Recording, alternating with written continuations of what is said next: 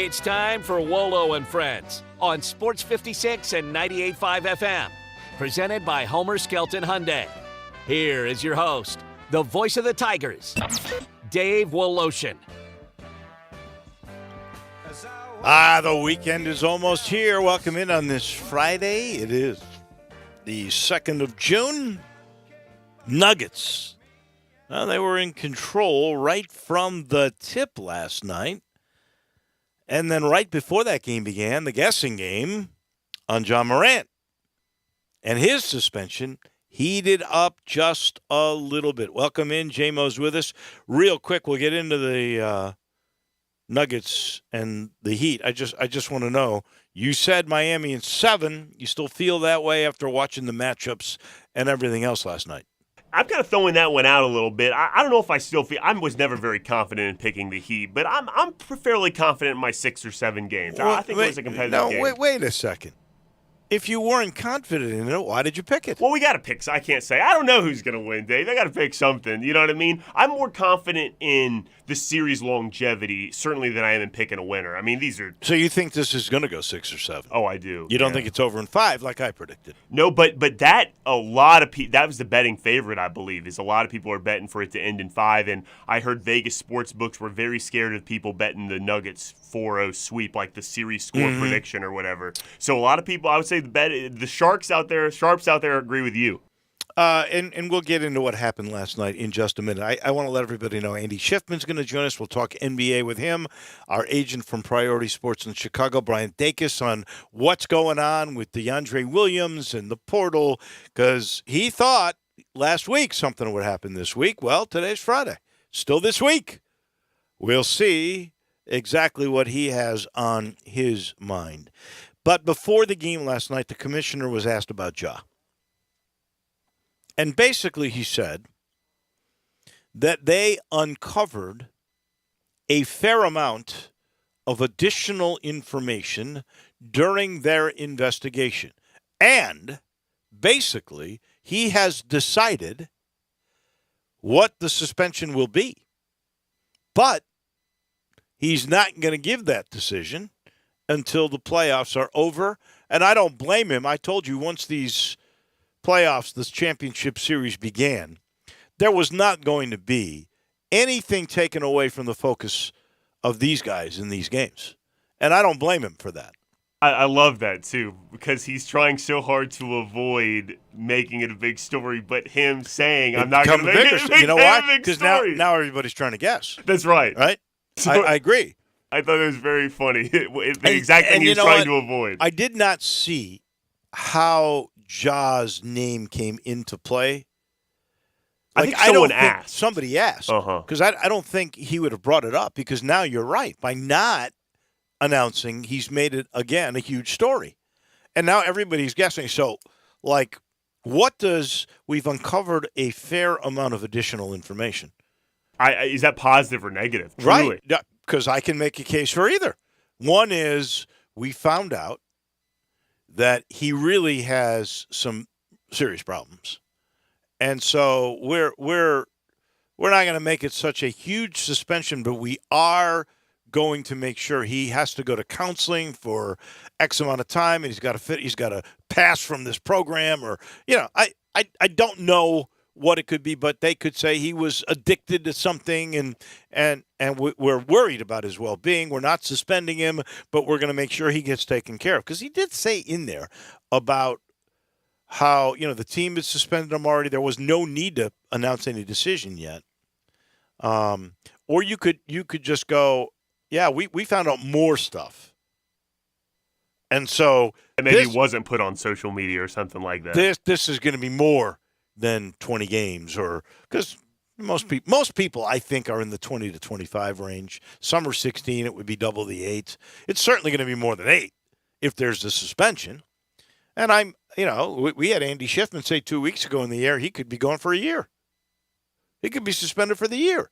So we're all guessing. We truly are all guessing. My guess is still the same. What the additional information, I don't think can be a positive. Do you? I don't. Because I guess he could. If it was something positive, maybe he would have not been as or been more forthright to say, no, we found stuff that actually defends John in this case. It's not. But if he's not making a decision, right, or he's made a decision he doesn't want anybody to know, he's not going to say that stuff right now. right. I wonder, because he answered that at a press conference, if maybe they've had conversations with Ja. He and his camp are aware of what the suspension might be. You remember that was one of the scenarios, which was wrong, that I brought up when he had those cryptic messages on Instagram. Oh, right. A week ago, whatever it was. I think it was a week ago, where they sent the Shelby County Sheriff out as a wellness check. Well, that could have been Well, you remember I said maybe he found out what his suspension is. It could be, though, and that could be a stipulation as part of the suspension is you cannot be on social media doing stuff. Like, that could be a part of what was levied. That could, that's the thing about what he did last night. That's right. Is he's opened up all this speculation that I don't think was the intended consequence. He just doesn't want to take any focus away from the series. I don't blame him for that. But it is an awkward position to be in. I think what he should have said, and it's hard to second-guess Adam Silver. He's a pretty smart guy. I don't know that he's David Stern, to be honest with you, but I think he's pretty darn good. And what he should have said is the investigation is ongoing. We hope to have it wrapped up as soon as this series is over, and we'll announce what it's going to be. Absolutely. But he didn't. He said, basically, we made a decision already. We got additional information. We did our investigation. We know what's going to happen. We don't want to take anything away from this series. But in doing so now, especially in this market, that's right.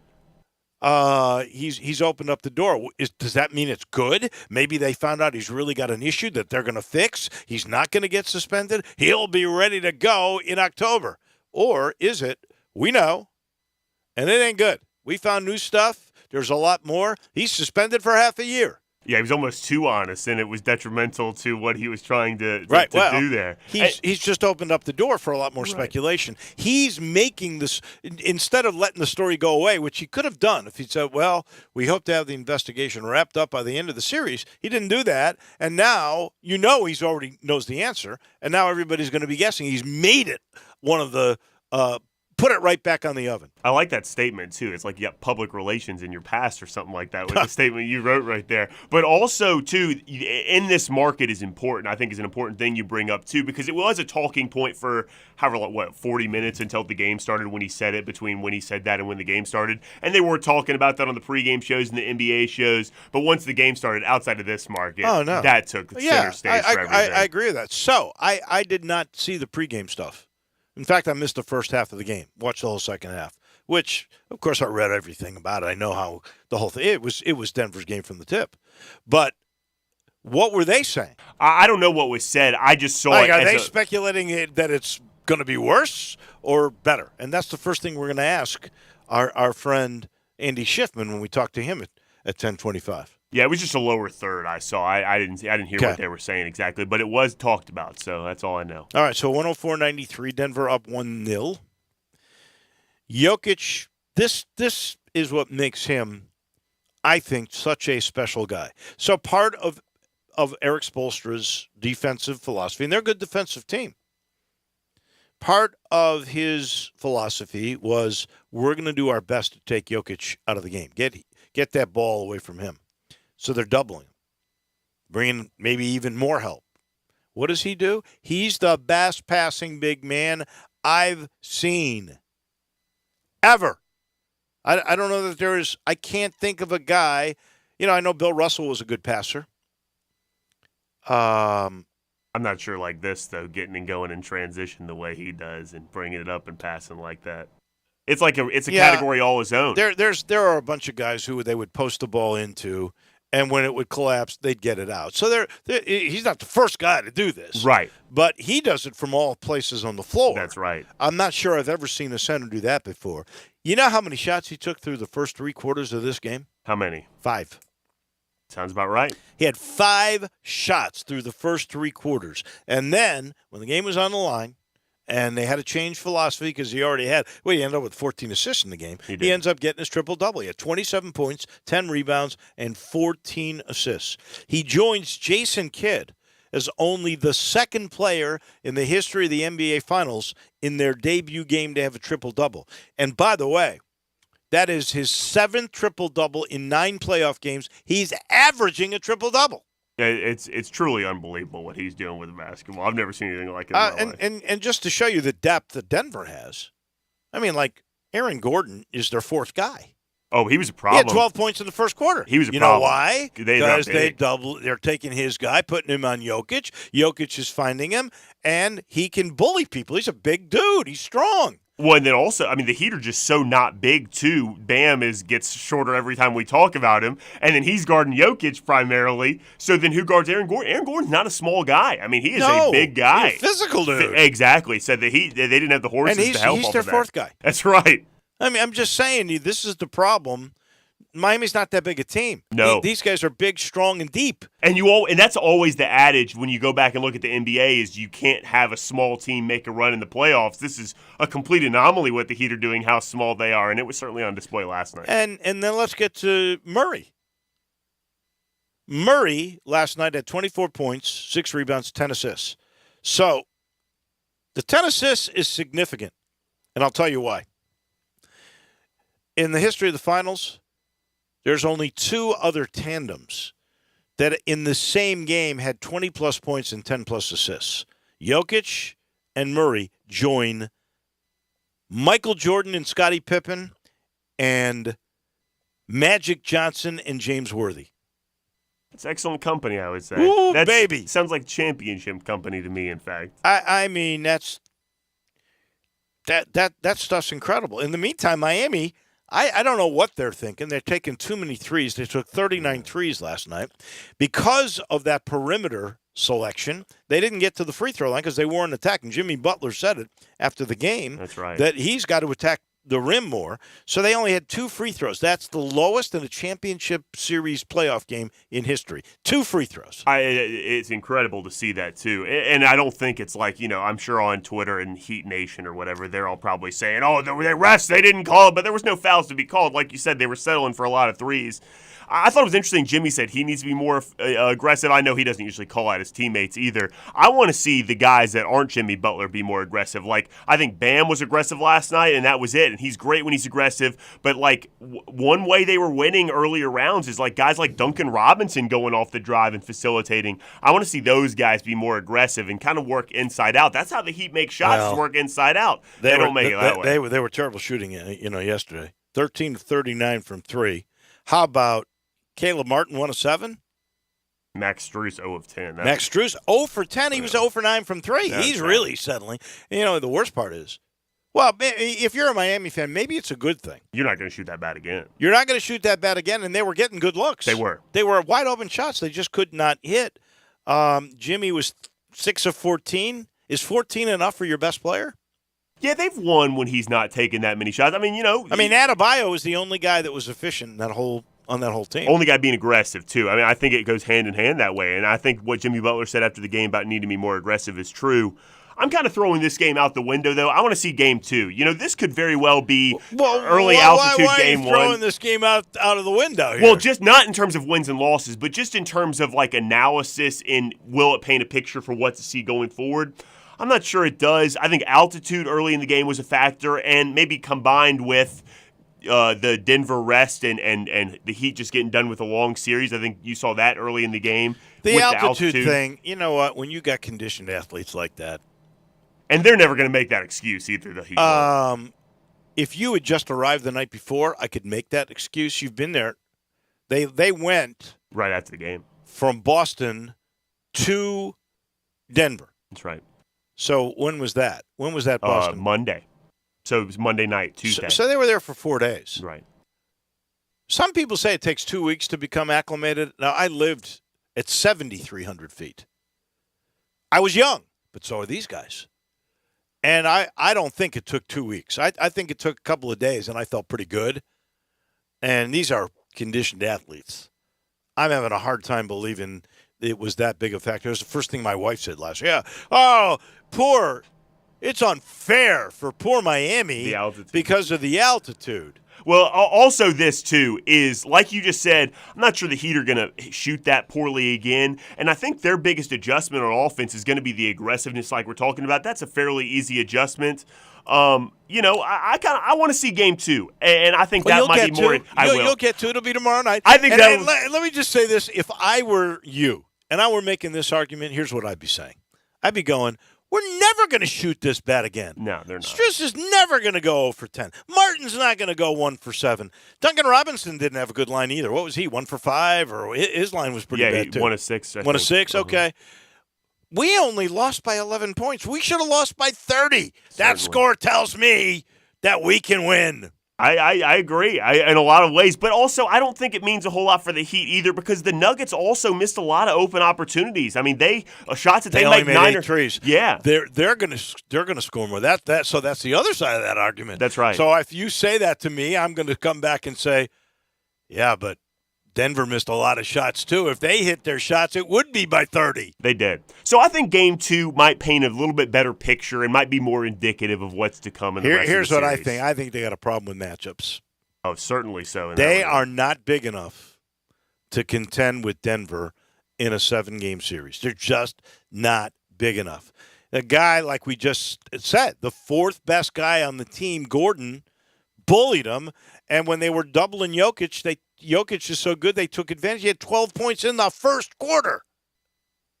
It's certainly going to be a problem going forward. I'm not sure how they're going to contend with it. I don't have an answer for him on defense. I'll say be more aggressive on offense, and Coach Spo, it's up to you on defense. I can't help you. Yeah, well, he's pretty smart. If anyone could do it, it would be him. That's right. That is true. By the way, we're sitting in the Family Leisure Studios, and this is it, the end of the vacation at home sale. After this weekend, we got a new one coming, which is really a good one too. I think it's the come out and play sale that they've got coming to Family Leisure, and that's going to go all the way through June 25th. So cash in on this one right now, which is vacation at home sale. Pools, if you get a pool, you get a free liner upgrade in this one, up to $1,000 off in-stock spas, patio furniture, really good selection still. Play gyms on sale for under $2,000 with special financing available. And by the way, you mentioned us during this particular sale, and it ends this weekend, you will get half off of your installation at Family Leisure. You know the title sponsor for this program? It has been, well, ever since it began. And it was before even this iteration of a show here for me, Wello and Friends. They've been with me for 10 years. Homer Skelton Hyundai in Olive Branch. So good that not only did they sell Hyundais, but they sell Genesis cars too. And there's a guy, Vinny Gerard, that has worked out this deal with Genesis. Finance with Genesis, good rate. You got $1,000 rebate. $1,000 to do business with them at Homer Skelton Hyundai. That's right at the corner of Craft Road and Highway 78. That's Lamar. Adam Silver on the television right now. Guess what he's talking about? Guess what? Wake Up or whatever that ESPN show is doing. Get Up. Guess what they're doing? John Morant. John Morant. Really? Big stories right now. Just a reiteration of what we've been talking about. That throws what I said out the window. This is the bad thing, is that the commissioner. He said the decision's already made, so now he's left everybody to speculate till the series is over. It sort of was 180 from really what his intended consequence was. Or maybe his words, maybe his actions are how he really feels, and his words are cheap. He wanted it to be in the cycle going around. Well, he's pretty smart. He could be. I don't know. And he's got PR people that could have told him, if they ask you about this, just say the investigation is still ongoing. Right. But it should be closed by the end of the series. Ooh, baby. Yeah, they got everybody talking about it, and they're all speculating right now, and we're all speculating because nobody really knows except that we know the fate has already been decided. Now, I would say the Players Association knows because he even brought into account that they had talked with the Players Association. The Grizzlies know. I wonder if John knows. I'd be more interested if they know if Steven Adams is going to start the season or not. That's the guy I want to know if he's going to start the year with him. Well, I don't know. I mean, that's the weirdest injury because he never had surgery. They kept saying, okay, he's back in 3 weeks. Oh, no, he's be back in 5 weeks. He got that knee injection. Then they did the 5-week thing, and then he may be ready to go, and then he's done for the year. So that was crazy stuff. Along the same lines, I'm so sorry for taking a left turn on you here, but you saw they announced Lonzo Ball. The Bulls might think he might not ever play basketball Well, that was again. leaked, and there was no confirmation from Chicago or a doctor. No. But somebody wrote that the Bulls fear Lonzo Ball's career could be over. Is that? He's had a lot of knee injuries. It is a knee, right? Both of them. And he's had all these surgeries. They said that in that report that you said, it said he couldn't jump. Can't even jump. Well, if you can't jump, you can't play basketball. He played in an old man league. I mean, you could throw some nice passes, but probably not in the National Basketball Association. That would really be sad if that is the case. Very much so. And I would find that in this day and age, with knee replacements as common as they are with a young guy, and you might have to sit out a year, but I would be hard-pressed to say that he could never play again. I don't know that much. I know especially a guy his replacement size. For guys my age, you can play golf. It brings that back. It brings hiking back in. Does it bring back an elite level competition? That part, that's a good question for an orthopedist, and I'll try to get that answered over the weekend. I want to get this in before we take a break and bring in our friend Andy Schiffman. The SEC's made a decision not to decide. They're going to go with an 8-game slate for conferences and then revisit it for 25. But for 24, the first year of Texas and Oklahoma coming in, they are going to go with an 8-game slate, which means you have one rivalry game. And the best part about it, but either scenario, without having divisions, no divisions anymore after this year, without having divisions, which is a good thing, you will at least play every team in the league, all 16 teams or 15 teams, twice, home and home, every 4 years. And then your one rival you'll play every year.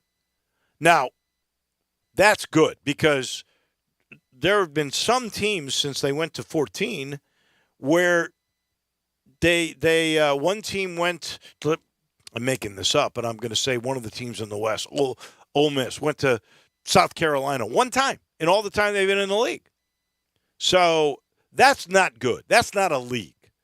I prefer, because either way you were going to play each team home and home every 4 years. I would prefer the 9 games with 3 rivalry games because you're throwing so much away here. For instance, we know it's Alabama-Auburn, right? We know it's Georgia-Florida. I'm assuming it's Ole Miss and Mississippi State. Everybody says that's what it'll be, but you'll have half the Ole Miss fans that go, wait a second, LSU's our better rival. I'm sure you got to play the Egg Bowl. I'm sure Texas-Oklahoma is going to be the rivalry game, although A&M would love to have Texas be the rivalry game. Well, who's Tennessee's rival? Is it Kentucky? Alabama. Is it – well, no. No, it has Alabama, to be Auburn. Auburn's Alabama. Vanderbilt. So it's either Vanderbilt or Kentucky, probably. Wow, that's awful. Yeah, that's terrible. Who's LSU's? Arkansas? Yeah, it has to be. I don't who's know. Missouri's then? If not Arkansas. Missouri could be South Carolina. Who knows? That's a random That's the one. problem. With It only is. one rivalry, It is. it's a real problem for the other team. So that is exactly what they have said. And I guess we're going to find out who exactly the rivals are. The release of the 24 schedule will be June 14th. So you're talking about 12 days from now. We'll have something to talk about. Why are they so scared of playing more games? Like in the NFL, if a team's 8-4, here's why I think 8-4, you're like, that's a good. If Can you you imagine play- that's a bad team? because some of the teams on the lower level will not get bowl eligible. That's my sense. Well, actually, that's a good point. I hadn't thought about it from that perspective. If you play 9 games and some of these teams are locked into 1 or 2 really good regular season games, like at the beginning of the year, then you're taking a chance on not getting bowl eligibility. Because with 4 games, if you schedule the right way, you're going to win 3 of them. That means you only need 3 wins in conference to be bowl eligible. That's true, too. And that money is probably better than however better the product would be if they're playing more competitive games. Well, I every think week. what they wanted was more money from ESPN because they were going to play an extra conference game. And ESPN basically said to them, no, We've got enough product with all the leagues that we have to have 2 or 3 blockbuster games every week. We don't need that from you. And it was interesting because when Sankey was asked about it, he goes, was money the reason that you didn't want to do it? And he goes, this is an interesting comment. Money follows. It doesn't lead. In other words, he's saying maybe we should still do it and they'll want to pay us more money. That's a good point. Anyway, we've got to go to Chicago here in a moment. This portion of the show brought to you by our good friend Sheldon Rosengarten. We're back into the swing of things with golf. I say if you see him on a golf course, be wary.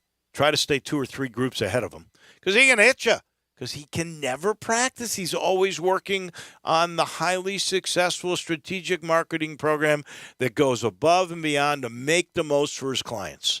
That's why he's got confidence when he tells you if you're going to sell your house or relocate. And by the way, he's got relocation in his website because it's a large part of the company's business. But talk to 2 or 3 real estate brokers. He tells you just make sure he's one of them. And then if you go with him, I promise you, you will get to the closing table quicker and with more money than with anybody else. He works 24/7, 365. Can't practice golf because he's making money for you. The number is 483-0546 or MemphisRelocate.com. To Chicago we go momentarily. More on the NBA with our agent Andy Schiffman. He's right around the corner. Add a little fun to your lunch break. Join Johnny Radio for Sports 56 Happy Hour from 11 to 1 every weekday on Sports 56 and 98.5 FM. Make your next grill your last with the Big Green Egg. Smoke, bake, roast, sear, and grill, all with a lifetime warranty. Save money on eating out, fuel costs, and replacing expensive grills that cannot stand up to the Big Green Egg. Ready to cook in only 10 to 15 minutes with cook temperatures below 200, above 700, and anywhere in between with ease. Change your at-home cooking experience for life. Go to shop.biggreenegg.com. Attorney Joe Cordell. Business owners and professionals face special challenges in divorce court. In addition to everything else going on, they have to contend with allegations that they are earning more than they are, coupled with claims on their business or practice itself. Clients with assets depend on their divorce lawyer's skills in these matters, and that's why it's so important to hire someone that has those skills. Schedule an appointment with one of Cordell & Cordell's Memphis attorneys. 6000 Poplar Avenue, Suite 225, Memphis, Tennessee, 38119. I have so many people tell me they hear my ads on this station and that they want to know if I'm really as bad a golfer as everyone says. This is Sheldon Rosengarten with Marks Bensdorf Realtors, and yes, I hate to say I am. I wish I were in my 90s because I could then tell people I shoot my age. But being a bad golfer is not terrible because I devote so much of my time to selling homes to keep my clients happy.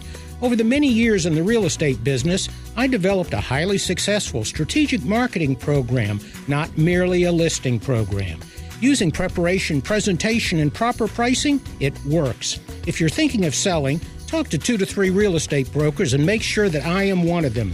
Find out why people often say that when you want the job done, call Sheldon. That's Sheldon Rosengarten, 483-0546 or MemphisRelocate.com. Do it now. Sheldon, 483-0546 or MemphisRelocate.com.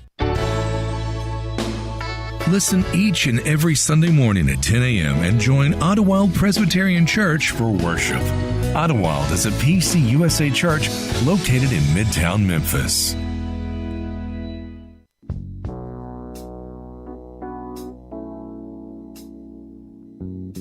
Now back to Wolo and Friends on Sports 56 and 98.5 FM, presented by Homer Skelton Hyundai.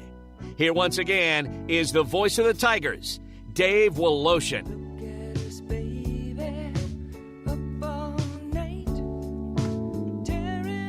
Welcome back in. But by the way, I've been meaning to say this.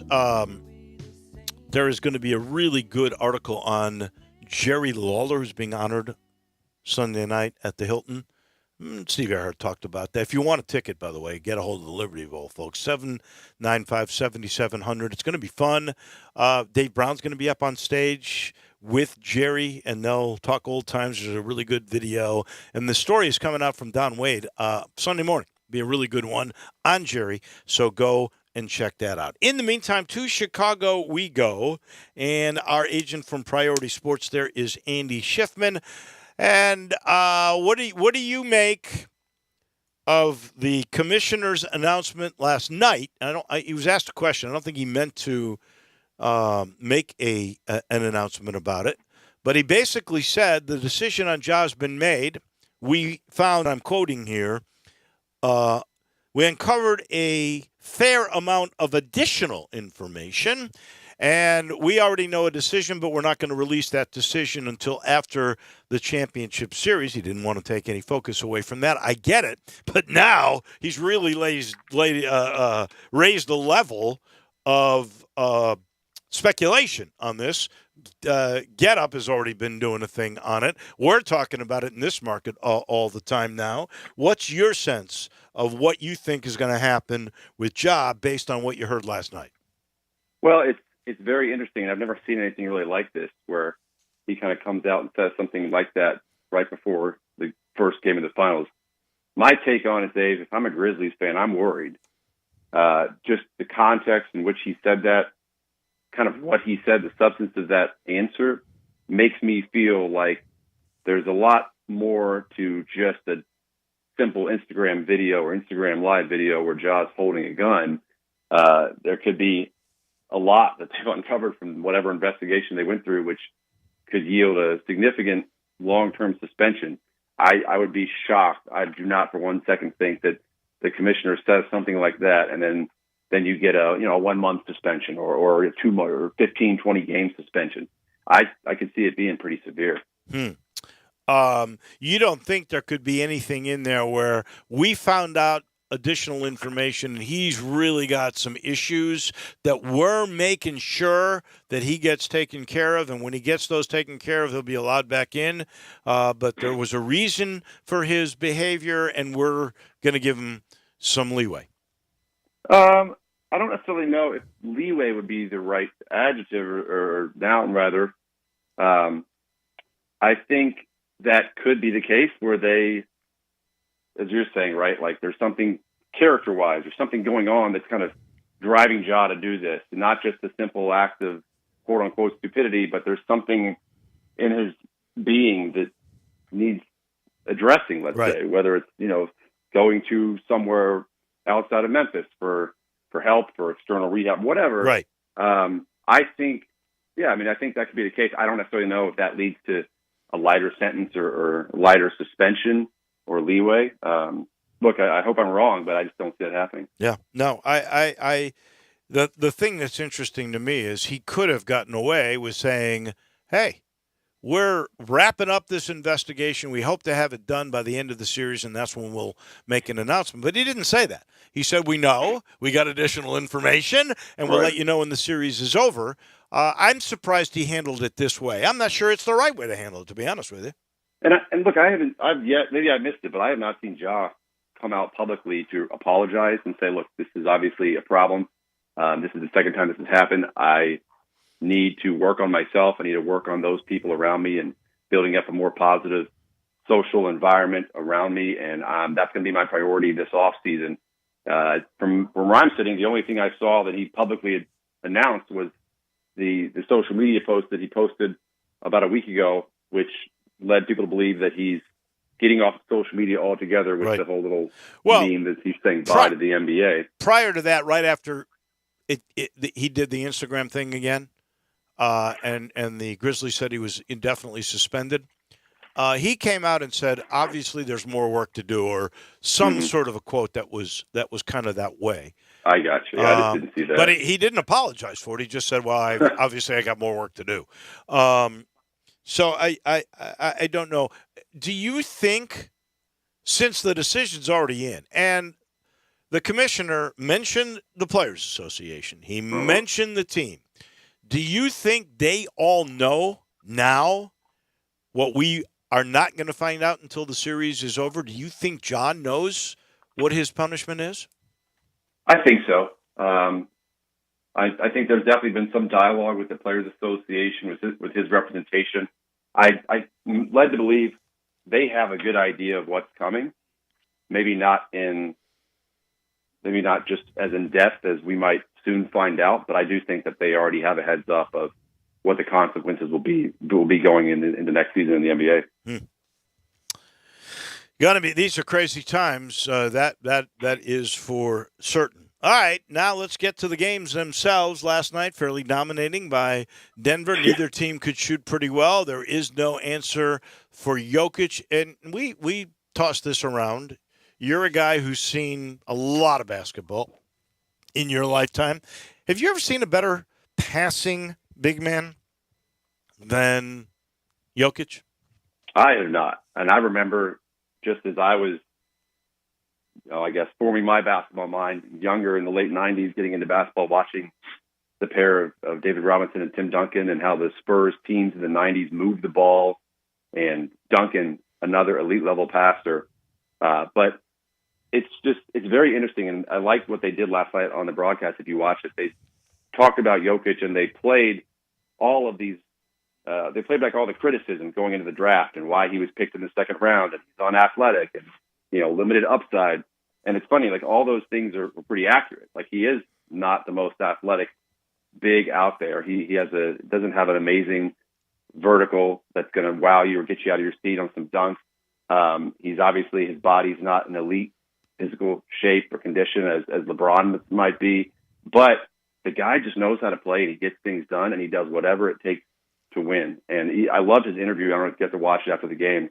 They were talking about his performance individually, and he said, look, I don't need to score. I know I don't need to score. We just need to win. Other guys got involved. Aaron Gordon, Michael Porter, our client had a great game. Jamal Murray obviously had a big game. He's like, I want to get these guys involved because that's how we're going to win, and that's how we're going to win a championship. Oh, yeah. And I don't care what role I'm playing as long as we're going to win. And it starts with him. And again, we've talked about it before. These championship caliber teams, Dave, in the NBA, their stars have no ego, and that's what makes them great. And that's why I think we've talked about it before weeks ago as the playoffs are starting. Me personally, that's why I think an Atlanta Hawks team with Trae Young, as good as Trae is, you're never going to go very far with him as your leader because he does have that ego and he does like to make it, quite honestly, all about him. And it's rare that he's going to come out and say something like that on national TV after a big game and going to be kind of content, let's say, not scoring the ball. Obviously, Jokic still had a triple-double and still scored the ball plenty, but he gets off on getting other people involved, which is a great thing to watch. It's even a greater thing to be a part of if you're a Denver Nugget. Interesting you say that with Trae Young. What about Ja in Memphis then? I don't think Ja has an ego at all. Obviously, I represent a few players in the Grizzlies, and right. I've never once heard anybody in that organization talk about Ja having this ego where it's all about him. I think watching Ja play, I think most Memphis fans would agree. He is a great teammate. He loves getting other players involved, and you see the cohesiveness and the camaraderie in that locker room. So I would put Ja more in the category of a Giannis, of a Jokic, just a great teammate, a great leader.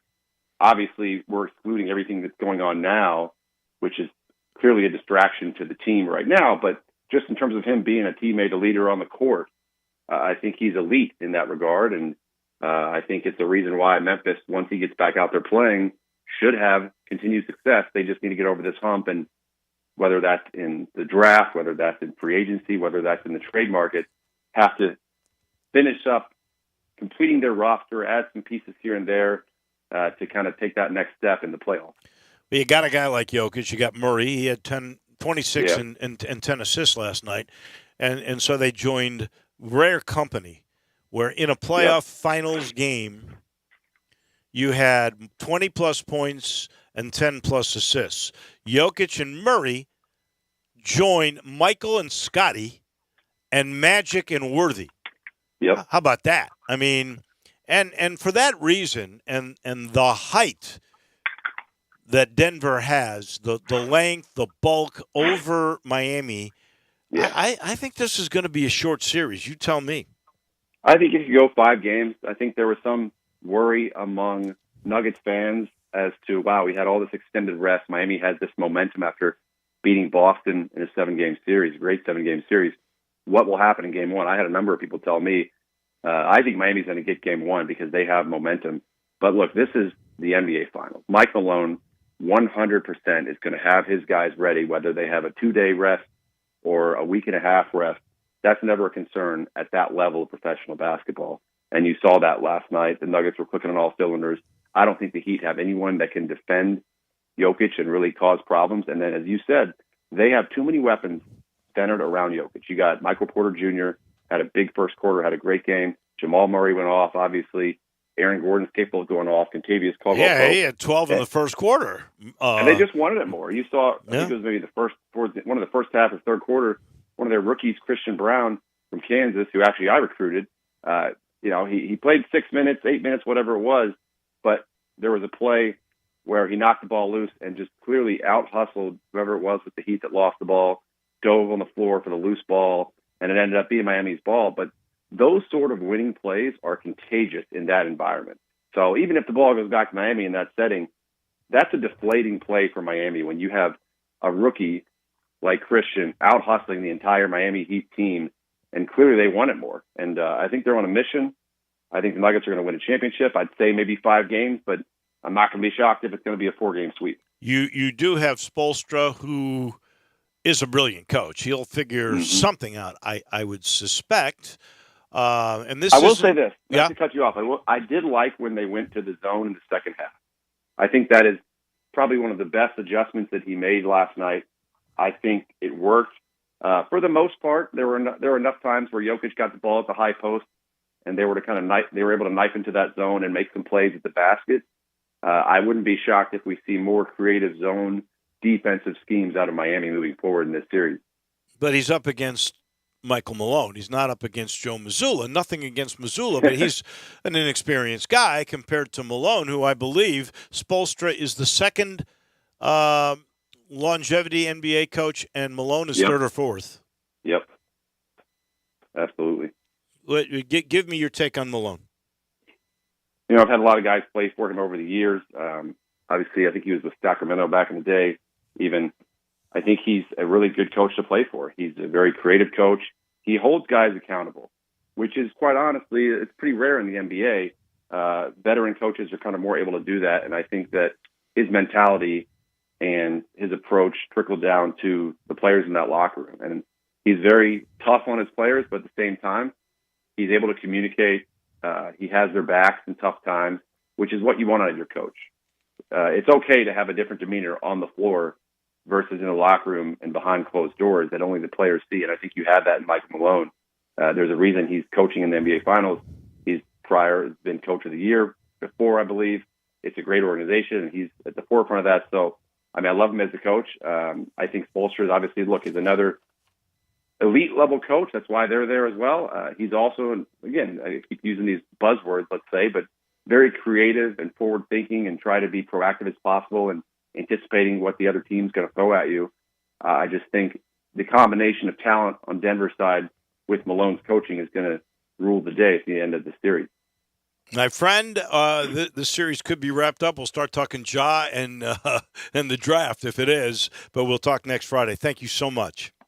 Sounds good. Have a good weekend, Dave. You too. That is our guy in Chicago from Priority Sports, our agent, Andy Schiffman. He's brought to you in part by the good folks at Grind City. Grind City Brewing, that wonderful brewery, all Memphis. Right on the river, just north of downtown. You can see the bridge. There's this really beautiful expanse, and the brewery itself is cool.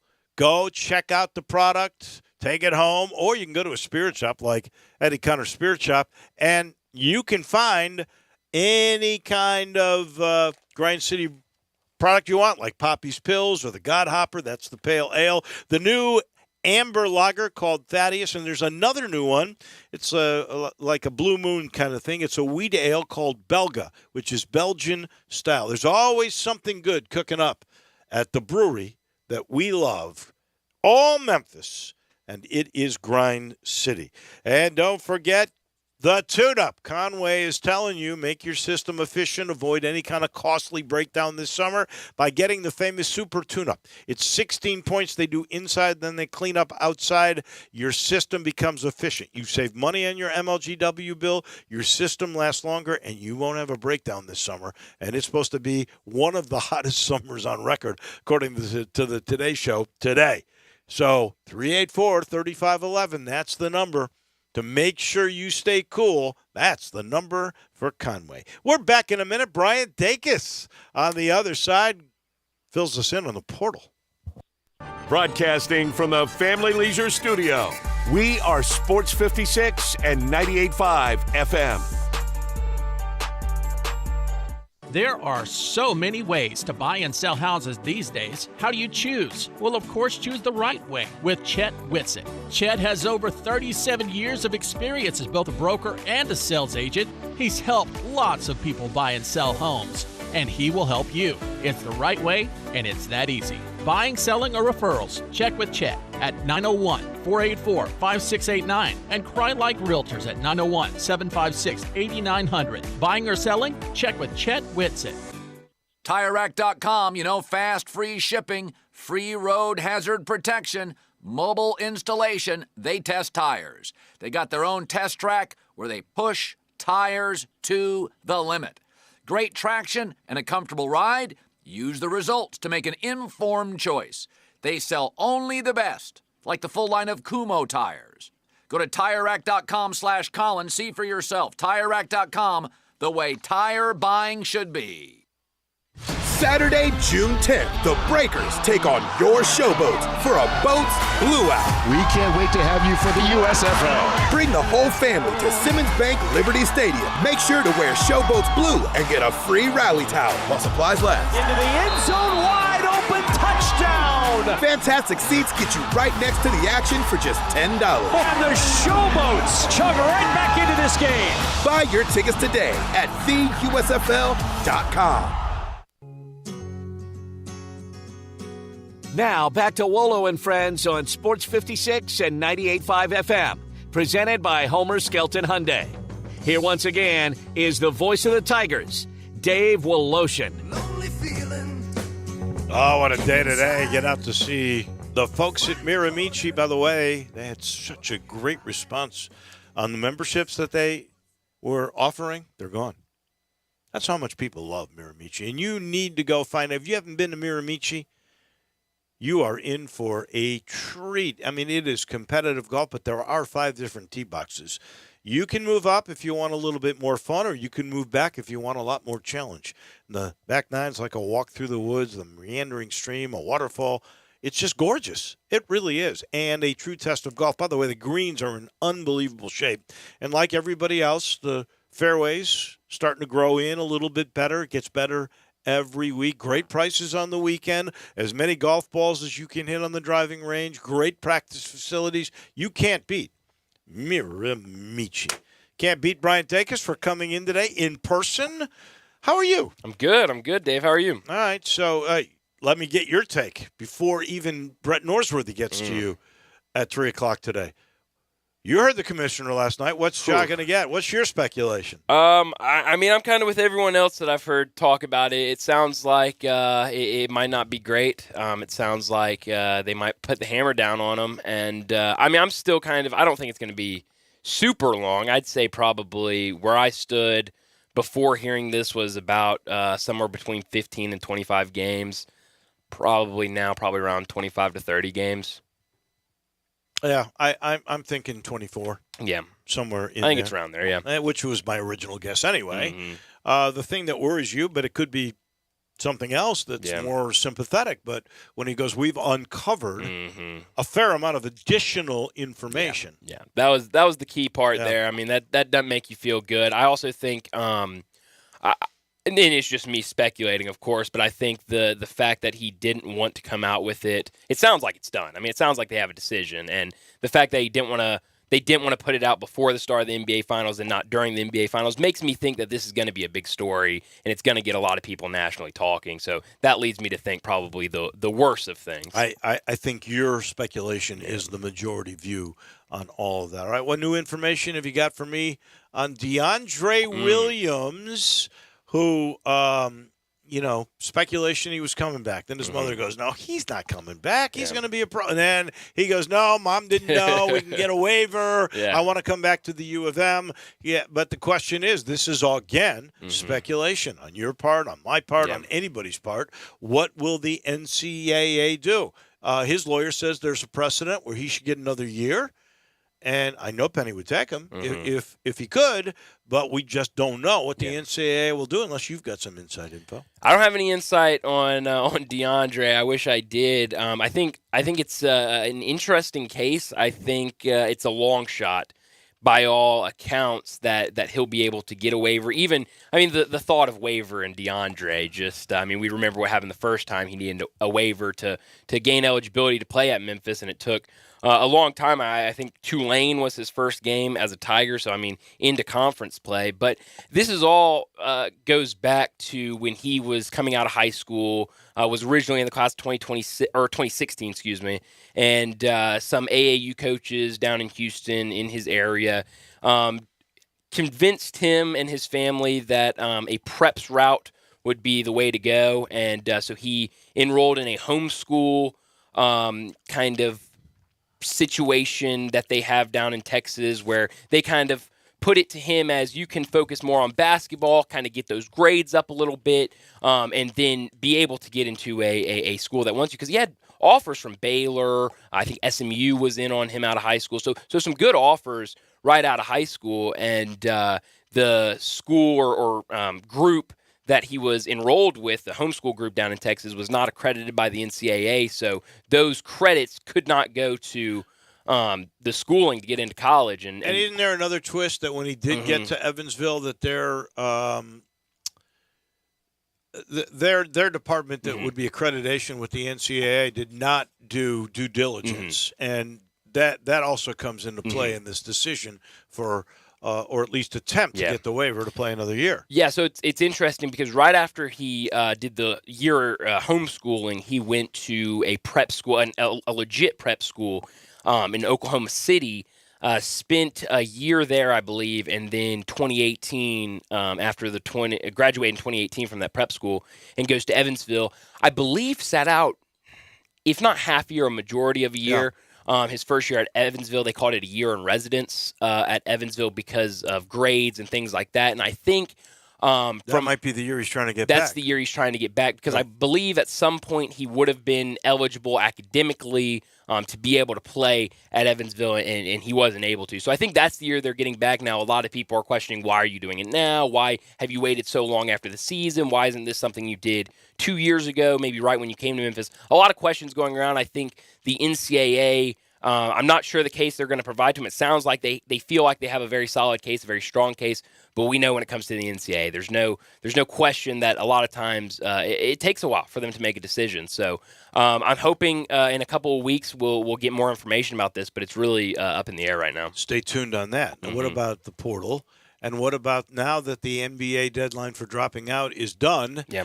You were pretty sure there would be some names named this week. Now, there's still time this week, but we haven't heard anything. I heard like a big man who's like a stretch four, really, Chris Livingston, who was at Kentucky, who was dropping out of the NBA draft. There was some speculation about him coming here. What's the latest? So with Chris Livingston, you're right. It was a lot of back and forth. Would he stay in the draft? Would he withdraw? And it looks like he did stay, keep his name in the draft, got some good news back, I guess, from the combine, from some of these scouts, some of these coaches. So he's going to stay in the combine or in the draft. In the draft. The big name right now I think people need to keep an eye on is David Jones, a 6'6" forward from St. John's last year, averaged about 13 points, 8 rebounds last year for St. John's. He was on a visit this week. It was really overshadowed because he dropped his pictures from his visit at Memphis the same day all this DeAndre Williams news came out. So a lot of people were focused on DeAndre. But this guy, like I said, can really score. He's a good rebounder, even though he's kind of undersized. But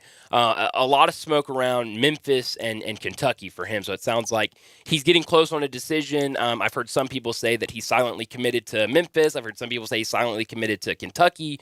So a lot of speculation there. I think if not this weekend, we'll probably get some news early next week on him.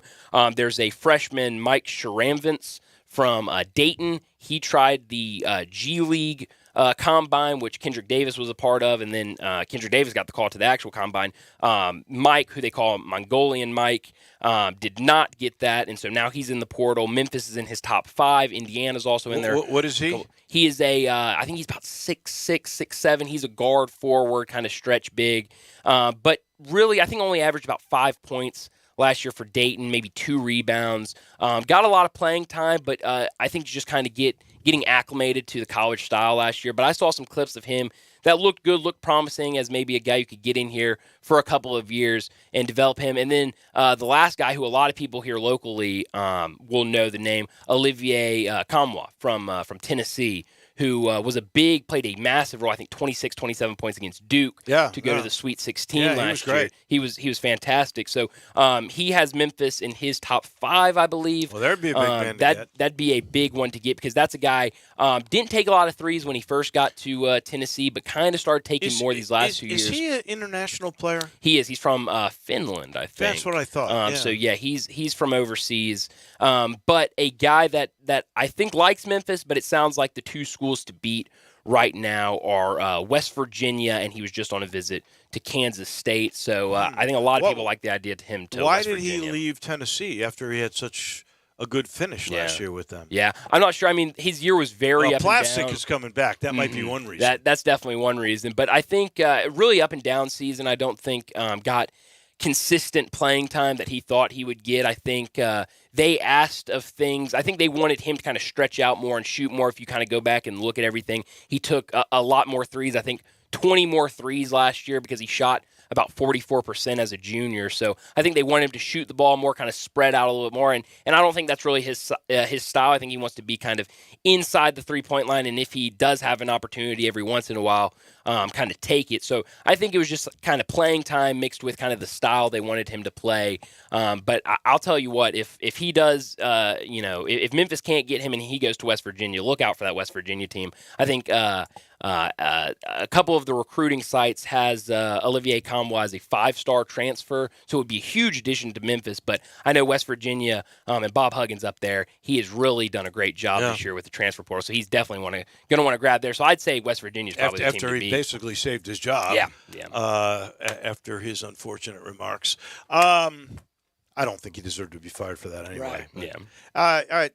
Last thing, Penny always pulls a rabbit out of his hat. Is there a reclass guy or anybody like that we're just not thinking about? Yeah, it's hard to tell. I mean, a lot of these, as we know from previous years, just kind of come out of nowhere. I don't think anybody really thought Jalen Duren and Amani Bates would reclassify a month before they did, and that was in the summer in August. So those are going to be kind of later down the line. I think one thing to keep an eye on, though, is only one scholarship available for the Tigers right now. I wouldn't be surprised Jaden goes on walk-on. Maybe Ashton comes in as a walk-on, too. You've got a couple to play with. Yeah, you have a couple to play with, but we're really kind of getting down to you're going to add maybe 2-3 more, and you're going to have your complete roster. I'm waiting to see if there's a quality guy really to add. Come on.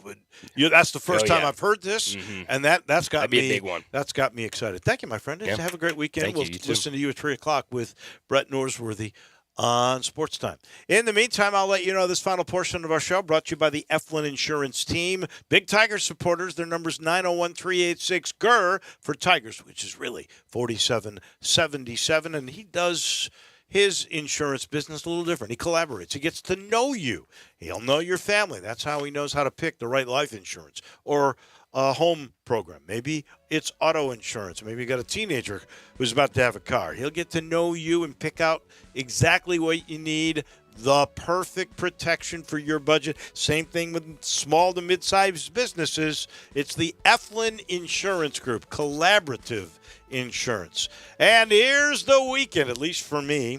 I recommend you go stock up at the Spirit Shop. That's Eddie Connor's place right at the corner of Poplar and St. Nick. There you will get an education. I got one, by the way, at Bog and Barley last night. There was a bourbon tasting. I'm amazed how DJ owns Bog and Barley, how much he knows about bourbons. And almost every one of those bourbons Eddie Connor knows about and has some to sell you. Or valuable tequila. Or if you're into wines or you like Grind City beer, they got everything at the corner of Poplar and St. Nick, 4848 Poplar Avenue. It's that little log cabin. It's Eddie Connor's Spirit Shop. That'll do it for us. We'll see you on Monday. Have a great weekend, everybody. Hi.